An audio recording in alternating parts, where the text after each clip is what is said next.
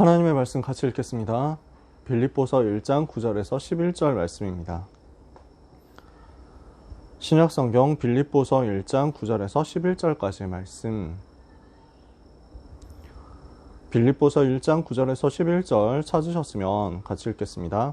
내가 기도하노라 너희 사랑을 지식과 모든 총명으로 점점 더 풍성하게 하사 너희로 지극히 선한 것을 분별하며 또 진실하여 허물 없이 그리스도의 날까지 이르고 예수 그리스도로 말미암아 의의 열매가 가득하여 하나님의 영광과 찬송이 되기를 원하노라. 아멘. 우리가 이번 9월 한 달 동안 빌립보서 말씀을 또 묵상을 하게 되겠습니다. 고난당하는 성도의 확신 제목으로 오늘 빌립보서 첫 번째 말씀을 봤습니다.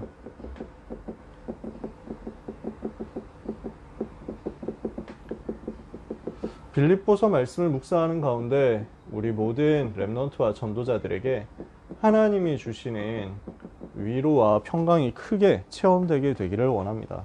빌립보서는 옥중서신입니다. 로마 감옥에서 바울이 보낸 편지라고 할 수 있습니다. 바울이 로마에서 두 번 투옥이 되는데요. 두 번째 투옥되었을 때는 나중에 디모데 후서를 쓸 때고요. 이때는 이미 순교를 눈앞에 두고 있는 시점입니다.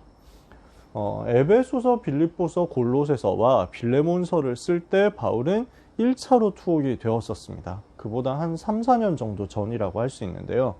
그래서 1차 투옥 당시에는 이제 재판을 기다리고 있는 상황이었죠. 유대인들이 바울을 너무 괴롭히고 핍박을 하니까 그러면서 재판을 걸어서 종교 재판으로 이단 누명을 씌우고 죽이려고 하고 있으니까 바울이 나는 유대인에게 죄를 지은 적도 없고 로마인에게 죄를 지은 적도 없다.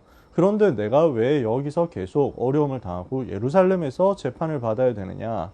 나는 이 사람들에게 재판받을 이유도 없고 나는 로마 시민권자이기 때문에 정당한 로마 시민의 권리를 가지고 황제 앞에서 재판받기를 원한다. 내가 가이사께 상소하노라 라고 선언을 하면서 바울은 로마에서 재판을 받는 것이 확정이 되게 되죠. 그래서 사도행전 27장 가이사 앞에 서야 하리라 그 메시지를 풍랑 속에서 다시 한번 확인하고 사도행전 28장 로마에 도착을 하게 되죠. 거기에서 1차로 투옥된 시간표입니다. 그래서 사도행전 28장 30절 31절에 보니까 바울이 2년 동안 로마 감옥에 있으면서 자기에게 오는 사람을 다 영접하고 예수 그리스도와 하나님 나라에 대해서 가르치되 아무도 금하는 사람이 없었다라고 설명하죠. 그 시간표에 쓴 서신 중에 하나가 빌립보서라는 거죠. 이 빌립보서는 누구에게 보낸 편지입니까? 바울이 로마에서 감옥에 있는 동안 복음 때문에 누명을 쓰고 감옥에 있는 동안 누구에게 편지를 쓴 겁니까? 빌립보 교회죠.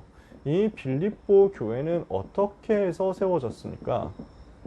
사도행전 16장에 하나님께서 바울에게 전도의 문을 열어주지 않으셨어요. 어디에서요? 아시아에서 열어주지 않으셨어요. 또 비두니아로 가고자 했는데 그것도 하나님이 막으셨어요. 이유가 뭘까? 성령의 인도받기 위해서 집중해서 기도하는데 깊은 기도 속에서 하나님께서 바울에게 메시지를, 답을 주시죠. 마게도냐 사람 하나가 바울에게 손짓하면서 건너와서 바다를 건너와서 우리를 도와달라라고 요청하거든요. 아, 하나님의 계획이 마게도냐 지방에 있구나. 이렇게 해서 바울은 하나님이 우리를 마게도냐에서 복음 전하라고 하신다라고 인정을 하고 드로아에서 배를 타고 건너가서 빌립보에 도착하게 됩니다. 그래서 네아폴리라는 항구에 도착해서 거기서 육로로 빌립보로 가게 되죠. 거기에서 누구를 만납니까? 하나님께서 완전 예비해 놓으신 사명자 루디아를 만나고요. 거기에서 무슨 사역을 했습니까? 영적으로 시달리면서 귀신 들려서 점치는 여종을 치유했죠. 그리고 누명을 쓰고 또 감옥으로 들어갔습니다. 거기에 잠깐 갇혀 있는 동안에 거기에서 완전 하나님께서 예비해 두신 갈급한 자 간수를 만나서 복음을 전달하고 이 사람이 복음 받고 온 가정과 함께 복음화되는 응답을 받죠. 이게 지금 사도행전 16장 11절에서 40절까지 일어났던 일이거든요. 2차 전도 여행 당시에 이렇게 성령 인도 속에서 세워진 교회가 빌립보 교회였습니다. 그래서 바울은 요 빌립보 교회에 지금 편지를 써가지고 내가 감옥에 들어와 있지만 여기에서도 하나님께서는 나와 함께 계신다. 그러므로 내가 감옥에 들어온 것 때문에 낙심하지 마라. 염려하지 마라. 너희가 있는 그곳에서 그리스도의 비밀을 누려라 하고 전달을 하는 거죠. 그 중에 빌립보 교회에서 교회에 두고 주는 전달하는 바울의 메시지는 주로 무슨 얘기가 많이 들어있냐면요. 바울이 지금 복음 때문에 환난을 당하잖아요. 고난을 당하잖아요. 우리도 환난 당할 수 있거든요. 우리도 고난 당할 수 있거든요. 그 환난과 고난 속에서 어떻게 누림을 찾아낼 수 있느냐. 바울은 이 이야기를 합니다. 그래서 바울은 그리스도 안에 있을 때 이 환난과 고난 속에서도 우리는 능히 기쁨을 누릴 수 있다 라고 하면서 전달합니다. 그래서 빌립보서에는 기쁨이라는 단어, 기뻐하라, 기뻐한다 이런 단어들이 많이 나옵니다. 그래서 빌립보서 별명을 기쁨의 서신이라고도 합니다. 정말로 소망을 전달하는 거죠. 재미있는 사실입니다만 감옥 안에 있는 바울은 감옥 밖에 있는 빌립보 교회 성도들을 향해서 기뻐해라. 내가 다시 말한다. 기뻐해라. 라고 이야기를 하고 있습니다. 나는 기쁘다. 나는 그리스도 안에 있기 때문에 너무 기쁘다. 감옥 안에 있는 것 같지만 나는 그리스도 안에 있고 환난, 고난, 어려움 당하는 것 같지만 그리스도께서 나와 함께 계시기 때문에 나는 기쁘다. 그러므로 항상 기뻐해라. 다시 말한다. 항상 기뻐해라. 이게 바울의 메시지인 것입니다. 빌립보서 전체를 통해서 나타나 있는 비밀인 것입니다. 그래서 오늘 우리는 복음 안에 있을 때 우리가 환난 당할 수도 있고 고난 당할 수 있는데 이 환난을 어떻게 해석을 할 것이냐, 이 고난을 어떻게 해석할 것이냐, 복음 가지고 있는데도 어려움 온다. 어떻게 해석해야 되겠냐. 여기에 대한 확신과 자세와 배경과 현주소를 붙잡아 보자. 이게 이번 달 누릴 빌립보서 메시지의 방향입니다. 오늘 하나님이 주시는 이 누림이 우리에게 참으로 회복되는 이번 한 달이 되고 또 이번 한 주간이 되고 또 우리의 평생이 되기를 예수님 이름으로 축복합니다. 바울은 고난 속에서 무엇을 발견하느냐면요. 하나님께서 우리에게 이 복음을 주시지 않았느냐 하는 그 시작으로 돌아갑니다. 그래서 바울은 감사할 이유를 발견하는데요. 빌립보서 1장 제일 앞부분부터 보니까요. 3절부터 5절까지 내가 하나님께 너희를 생각할 때마다 항상 감사하는 이유가 있다. 우리를 불러 첫날부터 이제까지 복음을 위한 일에 참여하게 하셨기 때문이다. 너희를 불러서 첫날부터 지금까지 복음을 위한 일에 참여되도록 만들었지 않느냐. 그것 때문에 나는 너무 감사하다 라고 바울은 이야기를 합니다. 우리는 왜 하나님께 감사합니까? 하나님이 첫날부터 우리를 부르셔서 이 복음을 깨닫게 하시고 이 복음을 받게 하시고 이 복음으로 구원받게 하시고 이 복음을 위한 일을 할 수 있도록 복음 안에서 불러주신 것이 너무 감사하잖아요. 이게 우리의 감사 이유인 거죠. 우리가 확신하는 내용이 있습니다. 우리가 가진 확신, 바울이 가지고 있었던 확신이 있습니다. 빌립보서 1장 6절에 보니까요. 너희 속에 착한 일을 시작하신 이가 그리스도 예수의 날까지 이루실 줄을 확신한다. 그래서 하나님께서 우리 속에 시작하셨습니다. 무엇을 시작했습니까? 착한 일을 시작하셨습니다. 그리스도 예수 안에서 모든 문제 해결받고 하나님의 자녀가 되고 죄와 사탄과 지옥의 배경에서 해방된 이 복음을 받은 우리 속에 구원의 여정, 구원의 역사가 시작되었잖아요. 이미 나는 구원받았죠. 하나님의 자녀가 되었죠. 멸망하지 않죠. 그러나 그 구원이 이제 완성되어서 하나님 앞에 서는 성화의 과정이 남아있거든요. 그러면 이 성화는 어떻게 해야 됩니까? 내가 열심히 하고 내가 노력하고 내가 최선을 다하고 이게 틀렸다는 말은 아니지만 그것을 가지고도 우리가 완전해질 수 없거든요. 그것을 가지고도 우리가 거룩해질 수 없거든요. 우리는 늘 넘어지죠. 늘 실수합니다. 너무 연약합니다. 그러나 그것을 모르시는 하나님이 아닙니다. 모든 것을 아시는 하나님께서 넘어지고 실수하고 연약하고 부족한 우리를 끝까지 책임지시고 결국 승리하도록 그리스도의 그 비밀을 더욱더욱 완전하게 깨달아 가도록 만들어 내시겠다는 겁니다. 너희 속에 착한 일이, 이 복음의 일이 시작되었지 않느냐? 이 복음 누리고 그리스도 누리는 일이 시작되었지 않느냐? 그것을 시작하신 하나님께서, 그리스도 예수께서 우리를 부르시는 그 날까지, 우리가 하나님 앞에 서는 그 날까지 결국 이루실 것이다. 결국 완성하실 것이다.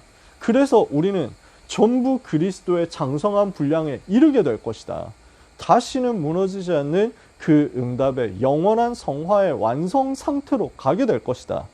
그 날까지 이루실 줄을 확신한다. 이게 바울의 고백이었어요.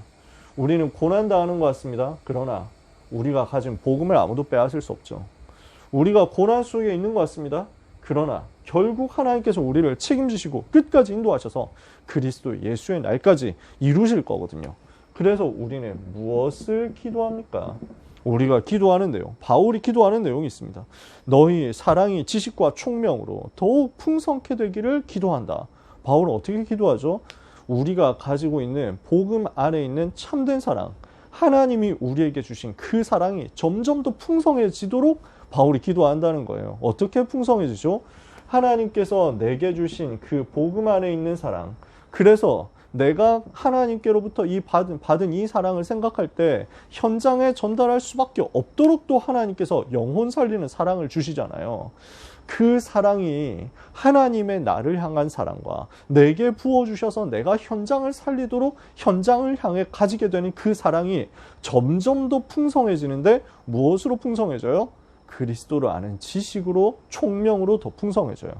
그래서 성경을 통해서, 하나님의 말씀을 통해서 우리에게 주어지는 메시지들을 통해서 우리는 지식으로, 총명으로 말미암아 그 사랑이 점점 더 풍성해지게 됩니다. 우리에게 그 사랑이, 그 복음 누리는 사랑이, 그리스도의 사랑이 더 풍성하게 되죠. 그러면서 어떻게 되기를 기도합니까? 지극히 선한 것을 분별하게 되기를 기도한다. 그래서 어떤 상황에서든지 우리는 지극히 선한 것이 무엇인가를 분별하는 쪽으로 자꾸 선택하는 겁니다. 당장 우리는 맞다 틀렸다를 선택할 수 있습니다. 당장 우리는 뭐가 좋다 뭐가 나쁘다 이걸 선택할 수 있습니다. 뭐가 선이고 뭐가 악이다 이렇게 분별할 수 있습니다. 그러나 하나님께서는 우리에게 무엇을 원하십니까? 지극히 선한 것이 뭘까? 어떻게 하면 모든 사람을 살릴 수 있을까? 어떻게 하면 세계를 살릴 수 있을까? 어떻게 하면 복음을 더 나타낼 수 있을까? 어떻게 하면 복음을 더 전할 수 있을까? 어떻게 하면 하나님을 더 기쁘시게 할 수 있을까? 이쪽으로 분별하기를 원하신다는 거죠. 그래서 우리는 우리의 지식과 우리의 감정과 우리의 삶의 모든 방향을 다 쏟아 부어서 하나님께서 무엇을 원하시는지를 보고 분별하는 쪽으로 인도받아 가야 되겠습니다. 이렇게 되면은 어떻게 됩니까? 허물 없이 그리스도의 날까지 이르게 될 것이다. 예수 그리스도로 말미암아 의의 열매가 가득하여 하나님께 찬송과 영광이 될 것이다. 이것을 두고 나는 너희를 위해서 기도한다. 이게 바울의 기도였어요. 너희 사랑이 지식과 총명으로 점점 더 풍성케 되기를 기도하고 지극히 선한 것을 분별해서 허물 없이 그리스도의 날까지 이르게 되기를 기도하고 예수 그리스도로 말미암아 의의 열매가 가득해서 너희가 하나님께 영광과 찬송이 되기를 기도한다. 고난 속에서 우리는 무엇을 돌아봅니까? 우리에게 복음 주신 하나님께 감사하고 우리를 결국 끝까지 지키셔서 완성하시고 열매 맺게 하실 그 하나님을 바라보는 겁니다. 내 속에 착한 일을 시작하신 하나님, 내 속에 복음을 부어주신 하나님, 그 하나님께서 나를 끝까지 인도하실 것이다. 고난 속에서도 이 사실은 변하지 않죠. 이걸 오늘 우리는 붙잡자는 것입니다. 두 번째, 우리는 고난 속에서 무엇을 발견할 수 있습니까? 하나님의 우리를 향한 계획이 무엇인지를 발견하는 겁니다. 바울은 자기에게 주어진 어려움 속에서 하나님의 계획이 어떻게 발견되었는지를 포럼하고 있습니다. 내가 지금 감옥에 들어왔지만 이것 때문에 여러분이 낙심하지 않게 되기를 바란다. 왜냐? 이것이 도리어 복음 전파를 위해서 진전이 되었기 때문이다.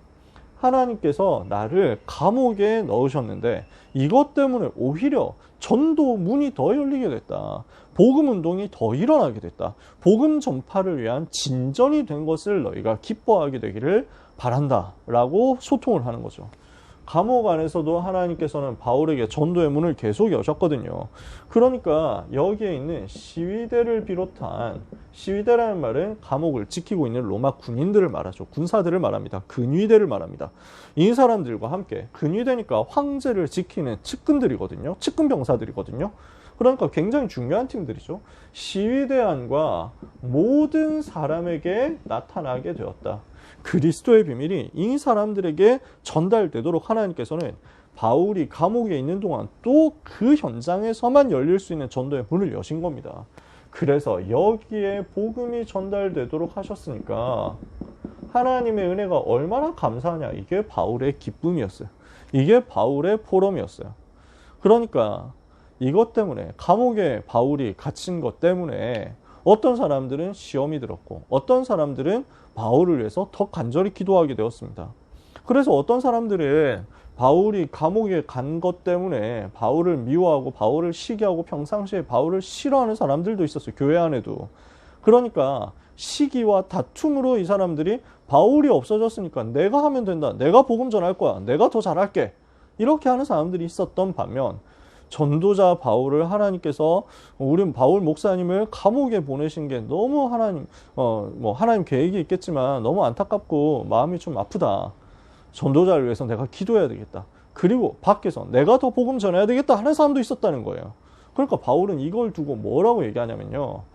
야, 이렇게 되든지 저렇게 되든지, 이런 마음이든지 저런 마음이든지, 시기와 다툼으로 하든지 아니면 기도로 중심을 가지고 하든지, 나를 싫어하든지 나를 좋아하든지 결국 복음이 증거되지 않냐. 어떤 모습으로든지 전파되는 것이 그리스도라면 그것 때문에 나는 기뻐하고 또한 기뻐할 것이다. 이게 전도자죠. 전도자의 중심이 뭐냐면요. 전도가 되어지면 나는 기쁘다 이거예요. 그리스도만 나타나면 나는 너무 기쁘다. 그리스도만 증거된다면 나는 행복하다 이거예요. 여러분, 우리가 고난 속에서도 누려야 되는 내용입니다. 바울은 이걸 누렸습니다. 하나님의 계획이 이 속에도 있다. 고난당하고 환난당하고 문제를 겪고 어려움을 만나고 위기를 만나면 우리는 당장 거기에 보통 집중됩니다. 그 문제에 쏠립니다. 그 문제 때문에 다른 생각도 못하고요. 그 문제 때문에 대부분 많이 낙심하고요. 어떤 경우는 원망합니다. 어떤 경우에는 이 문제 어떻게 해결할까 인본주의 쓰기도 합니다. 아무리 해도 안 되니까 하나님께 매달립니다. 틀렸다는 말은 아니에요. 하나님께 매달려야죠. 어디 가서 뭐 우상한테 매달릴 거 아니잖아요. 그런데 바울은 뭘 보냐면요.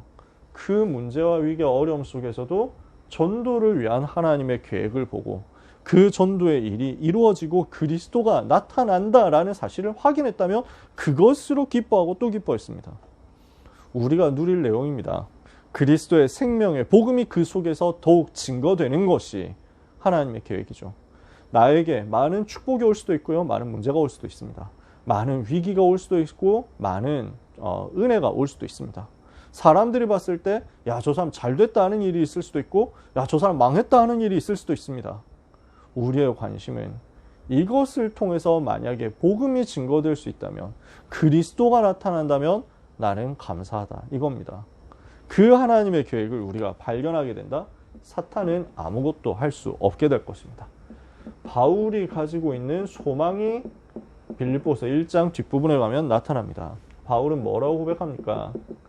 살든지 죽든지 이제와 같이 온전히 내가 원하는 것이 있는데, 전과 같이 지금도 원하는 소원이 있는데 내 몸에서 그리스도만 존귀케 되기를 원한다 이거예요. 저는 이 바울의 고백을 읽을 때마다 뭉클하기도 하고요.